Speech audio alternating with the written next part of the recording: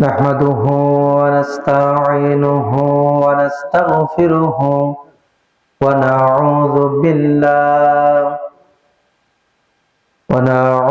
بالله من شرور أنفسنا من يهدي الله فلا مضل له ومن يضلله هادي له نشهد أن لا إله إلا الله وحده لا شريك له ونشهد أن سيدنا نبينا مولانا محمدا عبده ورسوله الذي أرسله بالحق بشيرا ونذيرا وداعيا إلى الله بإذنه وسراجا منيرا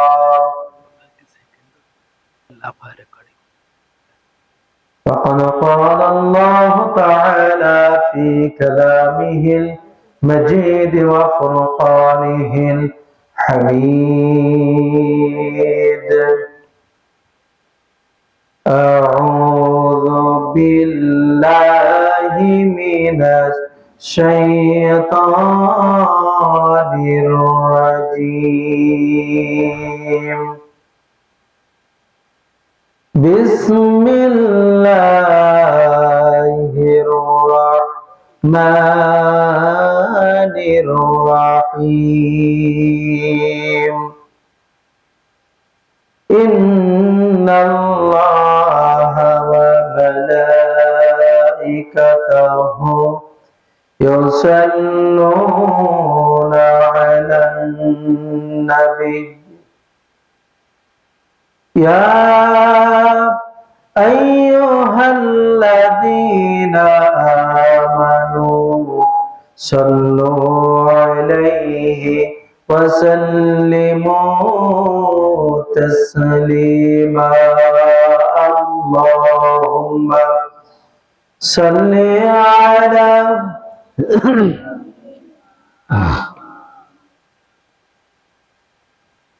وعلى آل سيدنا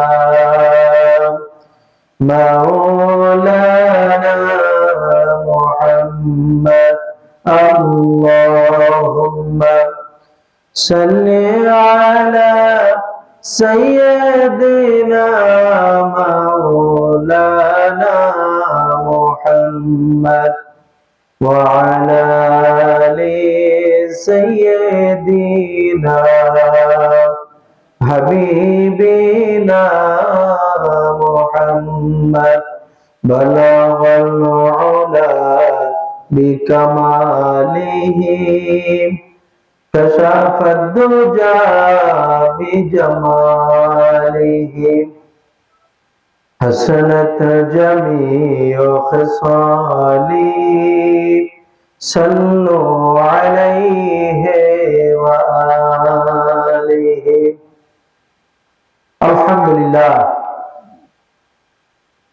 আরশের মহান মালিক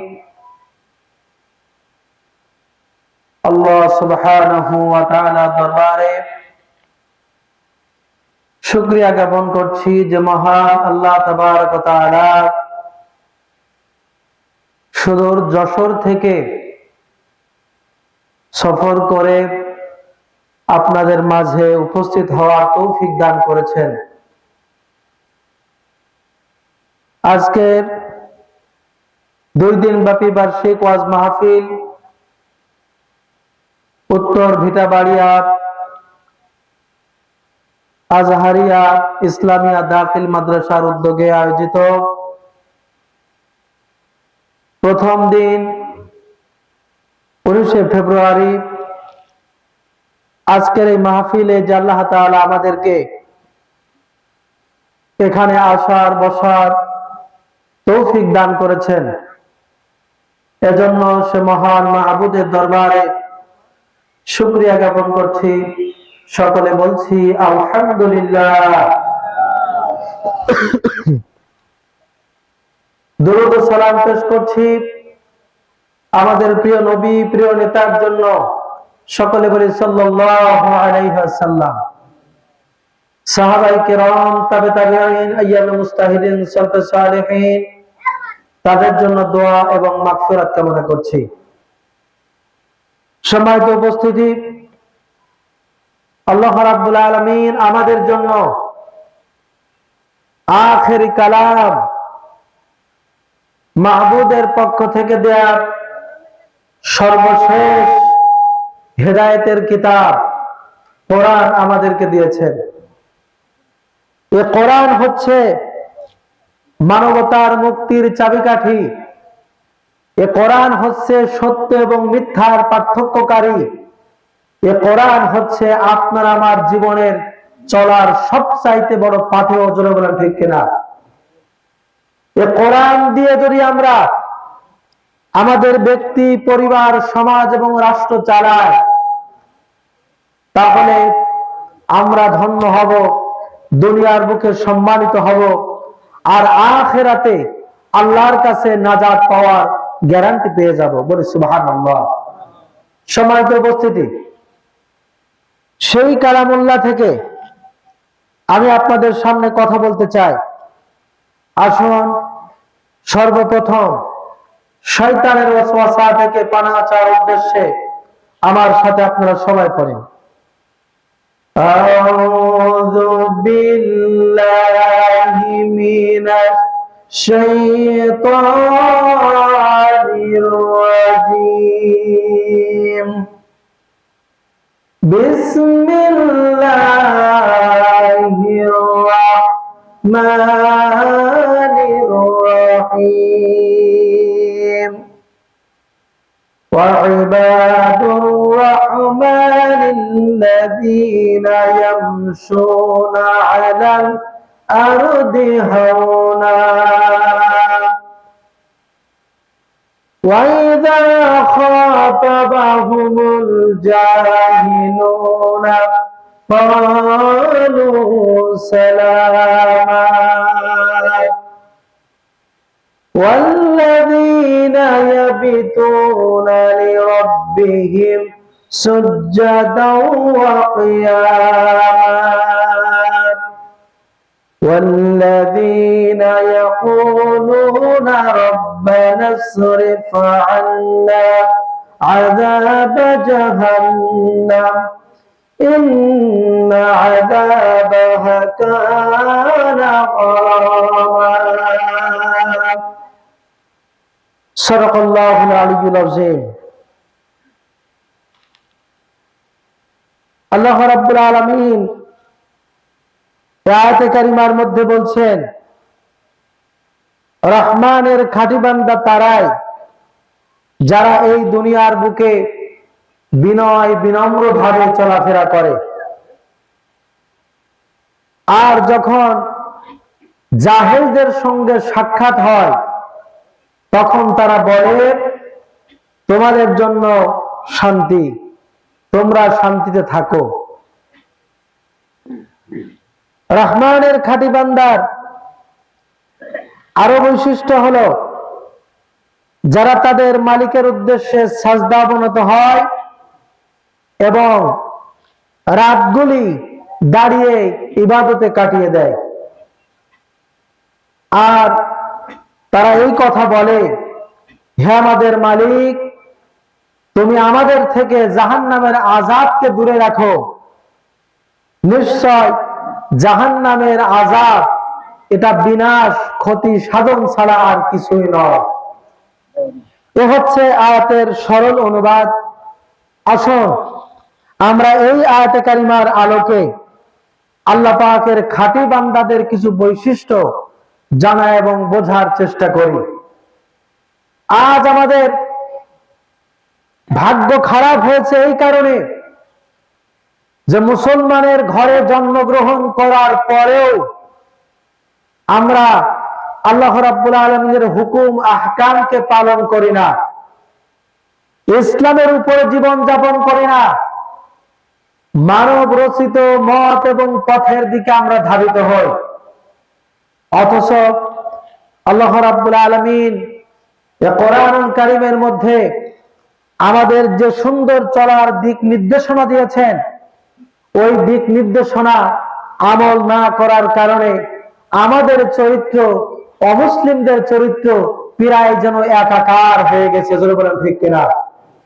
আমরা দেখতে পাই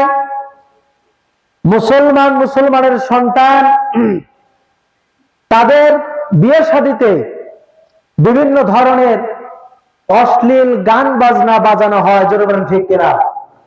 অথচ এই বিবাহ, এ পদ্ধতি আল্লাহ রাব্বুল আলামিনের দেয়া, এই সিদ্ধান্ত আল্লাহ পাকের, বিবাহ আল্লাহ পাকের অর্ডার, হুকুম।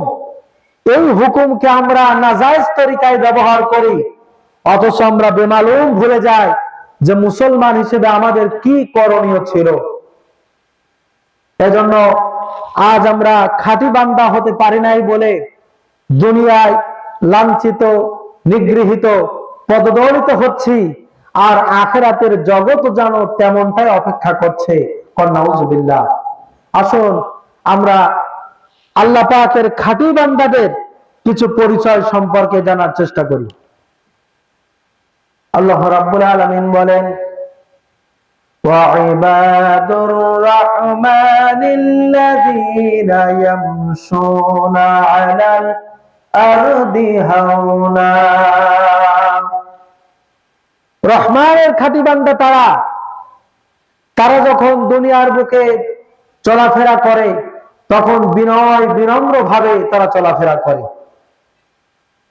একজন ব্যক্তি ভালো, আরেকজন ব্যক্তি মন্দ, দুইজন ব্যক্তির চলাচল, আচার ব্যবহার, লেনদেন একরকম হতে পারে?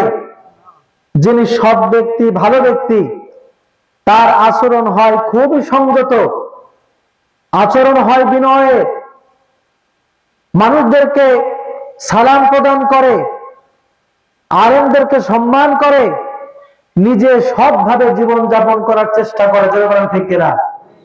আর একজন অসৎ ব্যক্তি, সে সমাজের ভিতরে উচ্ছৃঙ্খল অবস্থায় চলে, তার লেনদেনে সঠিক জিনিসের কোনো বালাই নাই, অবৈধ ইনকাম করে, মানুষের সাথে দুর্ব্যবহার করে, আলেম ওলামার সাথে বেয়াদবি করে। ঠিক কিনা? সুতরাং এই দুই ব্যক্তির চরিত্র কোনো মতেই একরকম হতে পারে না। আল্লাহ রাব্বুল আলামিন বলছেন যে যারা আল্লাহ পাকের খাঁটি বান্দা, তারা দুনিয়ায় তাকব্বুরি করে, অহংকার করে ঘাড় ফোলায় চলে না, বরং তারা এই দুনিয়ার বুকে অহংকারহীন জীবন যাপন করে। আল্লাহ রাব্বুল আলামিন বলেন, ওয়ালা তামশি ফিল আরদি মারহান ইন্নাকা লান তাখরিকাল আরদা ওয়ালা তাবলুগাল জিবালা তুলা।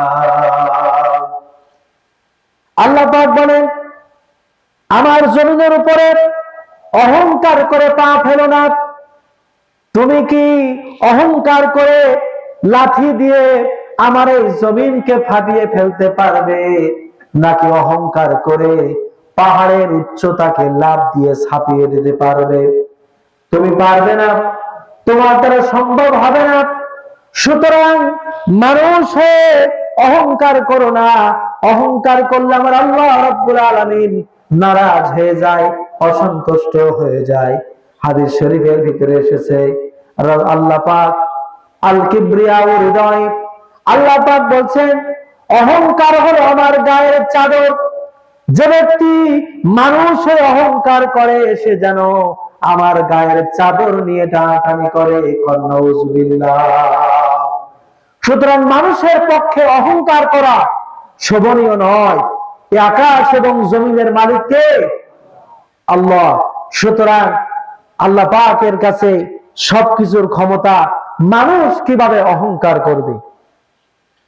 আল্লাহ রাব্বুল আলামিন কোরআনুল কারীম অন্যত্র বলেছেন, ওয়ালা তুসাউবির খাদ্দাকা লিন্নাস ওয়ালা তামশি ফিল আরদি মারহা ইন্নাল্লাহা লা ইউহিব্বু কুল্লা মুখতালিন ফখুর।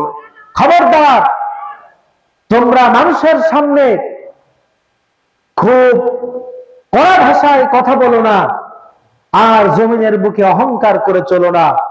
আল্লাহ পাক তিনি দাম্ভিক অহংকারীকে পছন্দ করেন না।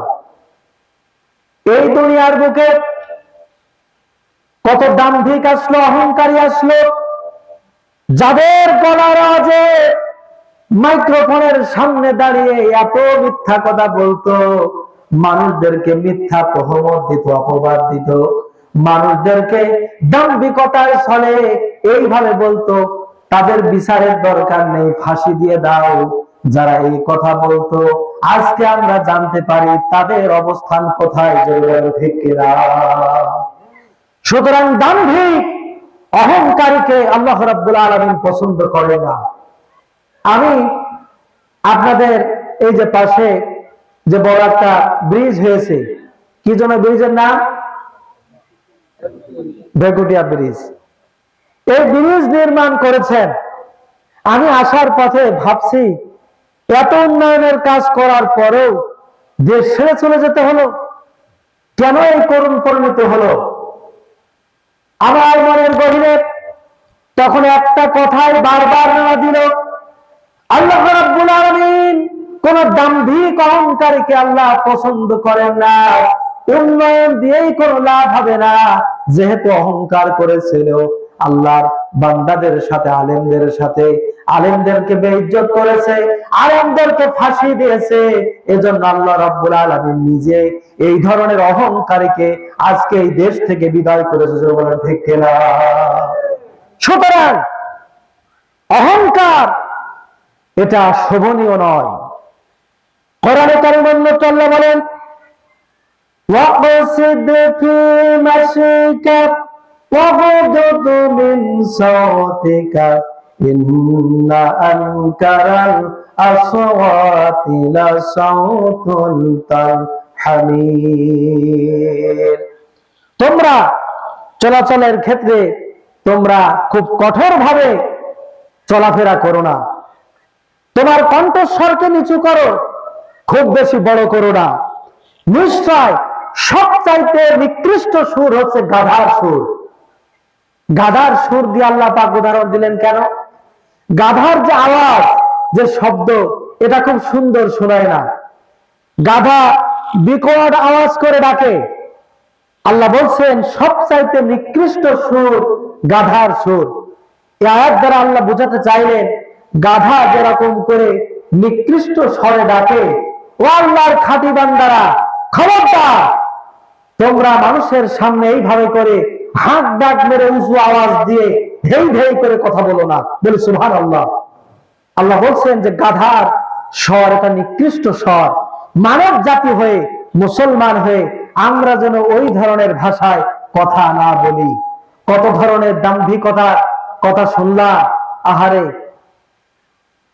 মনে হতো আল্লামা সাঈদী সাহেব যে কথা বলেছিলেন যে উত্তর গগনে কালো মেঘ জমা হয়েছে, ঝড়ের পূর্বাভাস লক্ষ্য করছি, যদি মোকাবেলা করতে না পারেন সক্ষম ভাবে, এমন অন্ধকার গাঢ় অমাবস্যা রাত আসতে পারে যার শুভে সাবিত হওয়া অসম্ভব। আমাদের মনে হতো বাস্তবতা বোধহয় তাই। ছোট্ট হয়ে আস্তে আস্তে বৃদ্ধিপ্রাপ্ত হলাম, বড় হলাম, দেখি তাদের শাসন, আর ওই কথা বারবার ভাবি যা আসলে মনে হয় ভোর হওয়া, সূর্য উদয় হওয়া খুব কঠিন। আসলেই কঠিন ছিল, কিন্তু আল্লাহ রাব্বুল আলামিনের একান্ত রহমতে, একান্ত বদৌলতে আল্লাহ পাক যে বিজয় দান করেছেন, আমরা সেই বিজয়ে খুশি হয়ে সবাই সমস্বরে বলি আলহামদুলিল্লাহ। আল্লাহ তাআলা আমাদেরকে বিজয় দিয়েছেন, আলহামদুলিল্লাহ রাব্বিল আলামিন। তো মানুষদের সামনে কথা বলতে গেলে আমরা এভাবে হাত ডাক করে কথা বলবো না। আমরা চলার ক্ষেত্রে, বলার ক্ষেত্রে একটু শোভনীয় কথা বলবো। তবে এর অর্থ এই নয় যে আমরা হকের আওয়াজ উচ্চ কণ্ঠে দেব না, এমনটা যেন না হয়। রাসূল করিম সাল্লাল্লাহু আলাইহি সাল্লাম হুনাইনের যুদ্ধে তিনি সাওয়ার থেকে নামলেন, কাফেরদেরকে লক্ষ্য করে বললেন, আল্লাহি আনা নাবিয়্যুন লা কাযিব। আল্লাহ নবী বলছেন, হে কাফেররা শোনো, আমি আল্লাহর কসম করে বলছি আমি নবী, আমি মিথ্যা। একজন ব্যক্তি লেখাপড়া জানে না, কোন অক্ষর জ্ঞান নেই, উনি কিন্তু জাহেল না, উনি নিরক্ষর। কথা বুঝতে পেরেছেন তো? ওনার অক্ষর জ্ঞান নেই, উনি নিরক্ষর। কিন্তু জাহেল কারা? জাহেল হচ্ছে লেখাপড়া জানে কিন্তু সোজা জিনিস উল্টা বোঝে। হকের রাস্তা তার সামনে যতই পেশ করা হোক, হকের রাস্তা চেনে না। আল্লাহ পাকের অসংখ্য নিদর্শন চোখে দেখে, কিন্তু জাহেল ব্যক্তিরা দেখে না দেখার ভান করে আর বলে there is no god, unseen is nothing. স্রষ্টা বলতে কিছুই নাই, যা দেখা যায় না, ধরা যায় না, ছোঁয়া হয় না, তা বিশ্বাস করি কেমনে? সুতরাং আল্লাহ বলতে কিচ্ছু নাই। নাউযুবিল্লাহ। সুতরাং এরা জাহেল। আল্লাহ রাব্বুল আলামিন বলেন, এই জাহেলদের সঙ্গে যখন দেখা হবে, মুসলমানেরা তখন কেমন ভাবে চলবে? وَإِذَا سَمِعُوا اللَّغْوَ أَعْرَضُوا عَنْهُ وَقَالُوا لَنَا أَعْمَالُنَا وَلَكُمْ أَعْمَالُكُمْ سَلَامٌ عَلَيْكُمْ لَا نَبْتَغِي الْجَاهِلِينَ। আল্লাহ রাব্বুল আলামিন বলেন, যখন আল্লাহর খাঁটি বান্দারা কোন অর্থহীন কোন কথা শুনবে, তখন তারা এক পাশ দিয়ে হেঁটে চলে যাবে আর ওই জাহেল লোকদেরকে বলবে, তোমাদের আমল তোমাদের জন্য আর আমাদের আমল আমাদের জন্য, আমরা জাহেলদের সঙ্গে কুতর্ক করি না। সুবহানাল্লাহ। তার মানে জাহেলদেরকে বলবে, তোমাদের ওই ফালতু কথা শোনার টাইম আমাদের নেই। তোমরা এক জায়গায় বসলে চায়ের দোকানে ঝড় তুলবে, আলেম ওলামার ওই খারাপ, এই খারাপ, তা খারাপ, খারাপ খারাপ ছাড়া তোমাদের মুখে কোনো বক্তৃতা নেই, কোনো কথা নেই।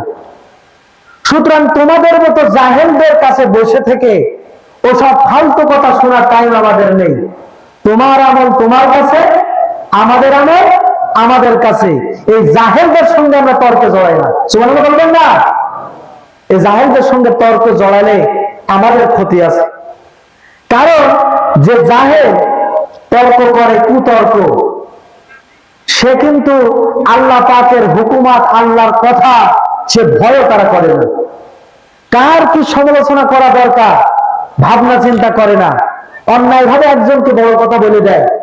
এরকম জাহেলের পাশে যদি থাকে, আল্লাহ পাক তার নবীকে বলছেন, নবী এরকম কোন পরিস্থিতির ভিতরে তুমি যদি পড়ে যাও, তাহলে সাথে সাথে ওই জায়গা ত্যাগ করো, কারণ কোন টাইমে গজব আসে, গজব এসে যায় তা তো তুমি জানো না। সুবহানাল্লাহ বলবেন না? সুতরাং জাহেলদের সঙ্গে তর্ক করা যাবে না।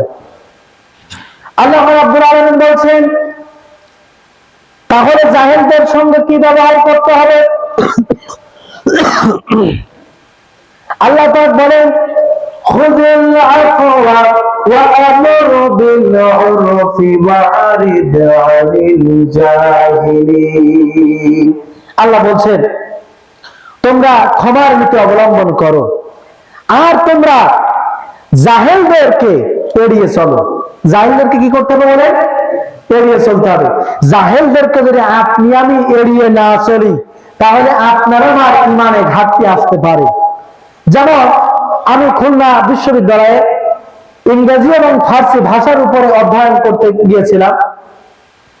তো ওখানে বাংলা বিভাগের একটা ছাত্র, তার সাথে মুখোমুখি দেখা। সে কিন্তু আমাকে এই হুজুর সুরতে দেখে একটু ইনকার করলো, অর্থাৎ অপছন্দ করলো। আমাকে লক্ষ্য করে বলল, শোনো হুজুর, এ কোরআন যে সবার জন্য না, তা কিন্তু কোরআনের মধ্যে আছে। আমি তখন বললাম, আল্লাহ বলছেন হুদাল লিন্নাস হাযা বায়ানুন লিন-নাস, এই কোরআন মানব গোষ্ঠীর জন্য হেদায়েত, মানব গোষ্ঠীর জন্য হেদায়েতের পথ। বলি সুবহানাল্লাহ। তা আপনি এই কথা বললেন? তো বলছে হ্যাঁ, এই কথা কোরআনের ভিতরেই আছে। কোন সূরা? সূরা বাকারার মধ্যে। আমি বললাম যে যাক, আপনি তো ভালো কোরআনের খবর রাখেন, তা আপনি কি কোরআনের এই আয়াতটা তাফসীর সহ পড়েছেন? তা বলছে যে কোরআনের বঙ্গ অনুবাদ পড়েছি। তাতে তো তাই লেখা আছে। বললাম কি আছে? ওই ব্যক্তি তখন বলছে যে এর মধ্যে আছে যে এটি এমন একটি কিতাব যার মধ্যে কোনো সন্দেহ নেই আর মুত্তাকিদের জন্য হেদায়েত। আমি তখন বললাম যে হ্যাঁ, আল্লাহ সত্য বলেছে, এ কোরআন নির্ভুল কিতাব যার মধ্যে কোনো ভুল নেই, আর এই কোরআন মানব গোষ্ঠীর জন্য, বিশেষ করে যারা মুত্তাকি তাদের জন্য এটা হেদায়েত। এটা তো সত্য বলেছেন। তখন সে বেচারা বলছে যে আমি বললাম না যে কোরআন সকলের জন্য না। আমি বললাম শোনেন, আপনি আমার একটা কথার জবাব দেন। কোন ডায়রিয়া আক্রান্ত রোগীকে গরুর গোশ দিয়ে পোলাও রান্না করে, বিরিয়ানি রান্না করে খেতে দিলে সে কি এই খাবার হজম করতে পারে? তা বলছে না।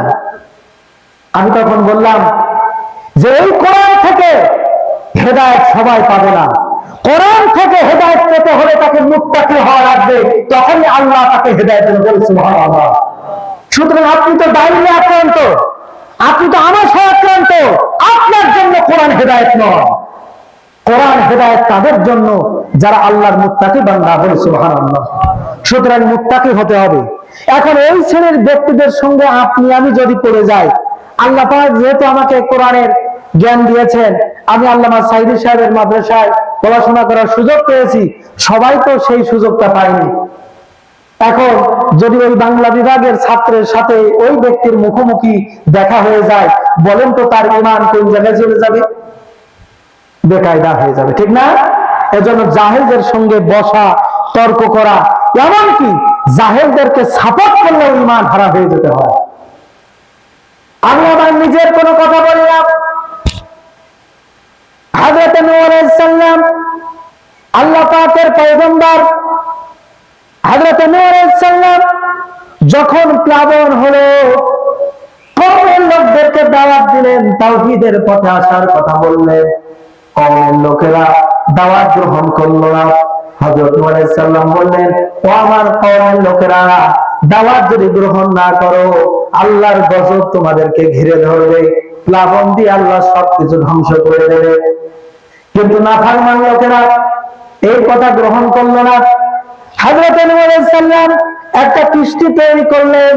এই কিস্তি তৈরি করছেন, আর ওদিকে কাফেররা হেঁটে হেঁটে যায় আর বলে, ও নূহ, তুমি কি পাগল হয়ে গেলে নাকি? নাউযুবিল্লাহ।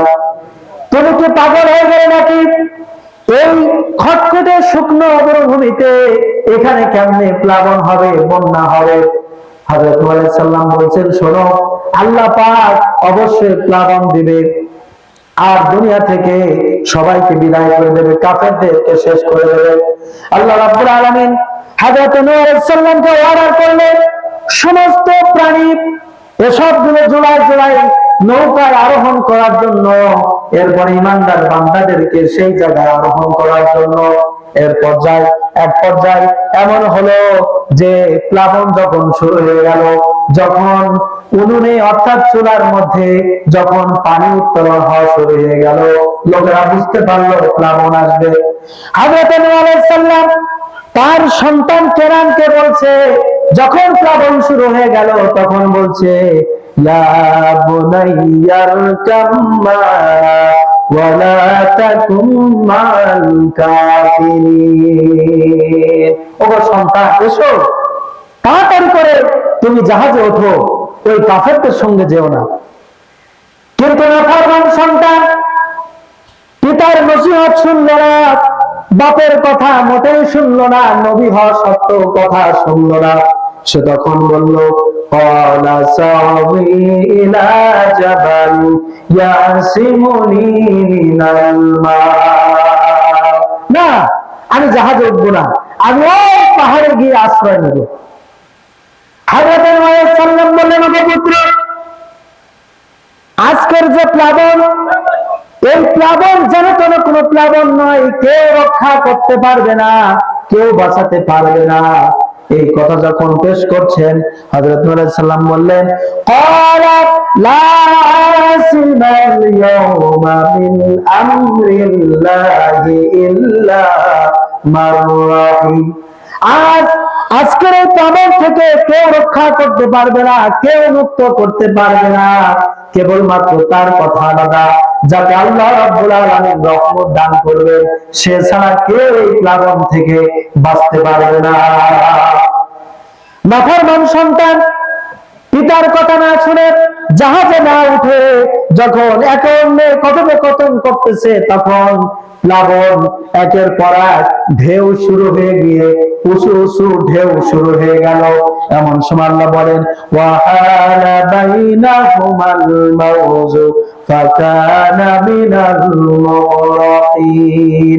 বিরাট একটা ঢেউ এসে কেনানকে যেন কোথায় ডুবিয়ে নিয়ে গেল, হারিয়ে গেল। হযরত নূহ আলাইহিস সালাম নিজের সন্তানকে ডুবতে দেখে আবার ফরিয়াদ করে এই কথা পেশ করে দিলেন, ওয়ানাদা নূহু রাব্বাহু ফাকালা রাব্বি ইন্না বনি মিন আহলি। হযরত নূহ আলাইহিস সালাম আল্লাহর দরবারে ফরিয়াদ করলেন, বললেন, রব্বুল আলামিন, আমার সন্তান, সে আমার আহাল, সে ডুবে যেতেছে। এই আরজি পেশ করলেন আল্লাহ পাকের কাছে। আল্লাহ রাব্বুল আলামিন সাথে সাথে জবাব দিয়ে দিলেন, ক্বালা ইয়া নূহু ইন্নাহু লাইসা মিন আহলিক ইন্নাহু আমালুন গায়রু সালিহ। হে নূহ, সে তোমার আহাল নয়, তোমার এই সন্তান সে হচ্ছে পাপিষ্ঠ, তোমার এই সন্তান নেককার নয়, সে তোমার আহাল নয়, আহাল হলো ঈমানদারেরা। সুতরাং তুমি যদি আমি ওই তোমার সন্তানকে যদি নিজের আহাল বলে যদি পরিচয় দাও আর ওই জাহেল পুত্রের পক্ষ যদি অবলম্বন করো, তাহলে আমি আল্লাহ পাক নবুয়তের যে বিরাট দায়িত্ব দিয়েছি, ওই দায়িত্ব থেকে আমি ছিনায় নেব। কত সত্য কথা আল্লাহ নবীদের ব্যাপারে। তাহলে আপন পুত্র হলে জাহেল হলে তার পক্ষ অবলম্বন করা যাবে না। যদি পক্ষ অবলম্বন করে, তাহলে ঈমানের কাতারে, ইসলামের কাতারে নবুয়তের মতো মাকাম থাকলেও আল্লাহ ছিনিয়ে নেবেন, ওই দায়িত্ব নবীদেরকে পর্যন্ত দিবেন না। তাহলে কি জাহেলদেরকে আনুগত্য করা যাবে? যাবে না। হযরত নূহ আলাইহিস সালাম যখন বুঝতে পারলেন আমি ভুল করে ফেলেছি, আল্লাহ রাব্বুল আলামিনের কাছে এমন কথা বলে ফেলেছি যে বিষয়ে আমার কোনো জ্ঞান নাই, তখন তিনি আল্লাহর কাছে ফরিয়াদ করলেন আর ক্ষমা প্রার্থনা করলেন, বললেন, ইল্লা তাগফিরলি ওয়া তারহামনি আকুম মিনাল খাসিরিন। আয় আল্লাহ, তুমি আমাকে ক্ষমা করে দাও আর আমার উপরে দয়া করো। তুমি যদি ক্ষমা না করো আর আমার উপরে যদি রহম না করো, তাহলে আমি ক্ষতিগ্রস্তদের অন্তর্ভুক্ত হয়ে যাব।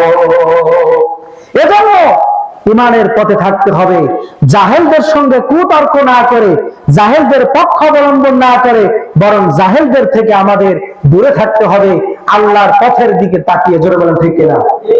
আল্লাহ পাকের পরে বলছেন, والذين يبيتون لربهم سجدا وقياما। আল্লাহ বলছেন, والذين يبيتون, আর যারা বিনয় অবনত হয় তাদের রবের সামনে সেজদায় আর দণ্ডায়মান থেকে, অর্থাৎ দাঁড়িয়ে সেজদায় থাকা অবস্থায় যারা তার মাবুদের উদ্দেশ্যে ডাকে, রাতগুলি কাটিয়ে দেয়, ইবাদত করে, তারা হচ্ছে আল্লাহর খাঁটি বান্দা। সুবহানাল্লাহ বলবেন না?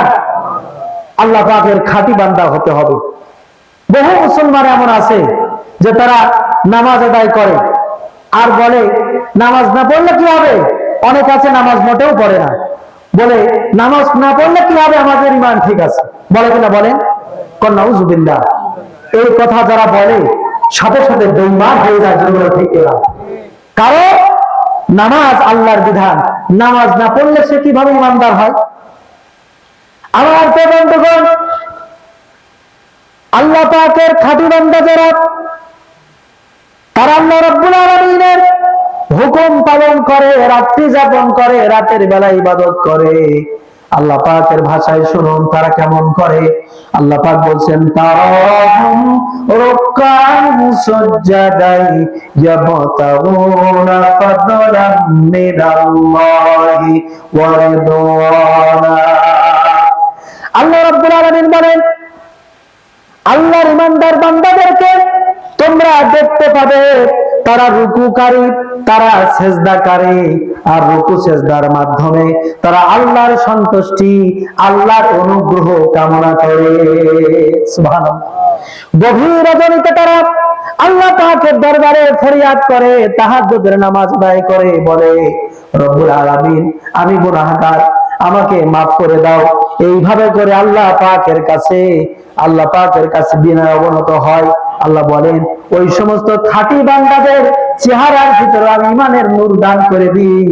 সীমাহুম ফি ওজুহিহিম মিন আসারিস সুজুদ। তাদের চেহারায় তোমরা দেখতে পাবে যে সেজদার চিহ্ন। সুবহানাল্লাহ বলবেন না? এখন সেজদার চিহ্ন বলতে কিন্তু কপালে দাগ না। মাওলানা সাহেব উপরে আসেন, আসেন। তো আল্লাহ তাআলা যে সেজদা দিলেই, কপালে দাগ পড়লেই যে সে খাঁটি ঈমানদার, বিষয়টা তা না। বরং ওই ব্যক্তিটার তার চাল চলন, ওঠা বসা, এসবগুলো দেখলেই, এমনকি কালো চেহারা হোক, তারপর দেখলেও মনে হবে যে এই মানুষটা আল্লাহ পাকের খাঁটি বান্দা। সুবহানাল্লাহ বলবেন না? সুতরাং এরকম অবস্থায় তারা চলে। আমার বন্ধুগণ, রহমানের খাঁটি বান্দারা তারা আরো কিভাবে চলে দেখুন। تتجافى جنوبهم عن المضاجع يدعون ربهم خوفا وطمعا। তারা তাদের পিঠগুলিকে একেবারে বিছানায় পুরো রাতের জন্য দিয়ে দেয় না, বরং তারা তাদের রবকে একটা রাতের একটা অংশে ডাকে। কিরকম? ভীতি সহকারে আর মিসকিনের মতো। মিসকিন যেভাবে খাবার চায়, ঠিক সেইভাবে করে আল্লাহ পাকের কাছে নিজের গুনাহ খাতার জন্য মাপ চায়, আল্লাহ পাকের কাছে রহমত কামনা করে, আল্লাহ পাকের খাঁটি বান্দা হওয়ার জন্য আল্লাহর কাছে দোয়া করে। বলে সুবহানাল্লাহ। আল্লাহ রাব্বুল আলামিন বলছেন, তারা এইভাবে করে পুরো রাতটা এভাবে করে নিরিবিলি কাটায় না, বরং ইবাদত করে, আল্লাহ পাকের হুকুম পালন করে, আল্লাহ পাকের কথাগুলোকে মান্য করে, নামাজ আদায় করে। আল্লাহ বলেন, এই শ্রেণীর ব্যক্তিরা শেষ রাত যখন হয় তখন তাদের পিঠ আর বিছানায় লাগিয়ে দেয় না, বরং ওই অবস্থা থেকে তারা উঠে দাঁড়ায়। আল্লাহ পাকের ভাষায় শুনুন, কানু কালিলাম মিনাল লাইলি মা ইয়াহজাউনা ওয়া বিল আসহারি হুম ইস্তাগফিরুন। আল্লাহ রাব্বুল আলামিন বলেন, তারা রাতের সামান্য অংশ তারা ঘুমিয়ে কাটায়, আর শেষ রাত্রি যখন আসে তখন আল্লাহর কাছে ইস্তেগফার কামনা করে। এই দোয়া করে, হে মাবুদ, আমার পেছনের জীবনে অনেক অন্যায় করে ফেলেছি, অনেক গুনাহ খাতা করে ফেলেছি, মাবুদ তুমি আমাকে মাফ করে দাও, আমাকে গুনাহ মুক্ত করে দাও। কারণ তুমি যদি গুনাহ মুক্ত না করো, নাজাত হওয়ার কোনো সম্ভাবনা নাই। এইভাবে করে আল্লাহ রাব্বুল আলামিনের কাছে এভাবে করে কান্নাকাটি করে। আর আল্লাহ বলেন, ওয়ায়ারজু রাহমাতা রাব্বিহি, আর রবের কাছে রহমত কামনা করতে থাকে। বলি সুবহানাল্লাহ। এটা হচ্ছে খাঁটি বান্দাদের গুণ বৈশিষ্ট্য। আপনার আমার নবী, বিশ্ব নবী জনাবে মুহাম্মদ রাসূলুল্লাহ সাল্লাল্লাহু আলাইহি সাল্লাম, তিনি জীবনে কোনো গুনাহ করেননি, তারপরেও প্রতি শেষ রাত্রিতে তিনি উঠতেন আর আল্লাহর কাছে ইস্তেগফার কামনা করতেন।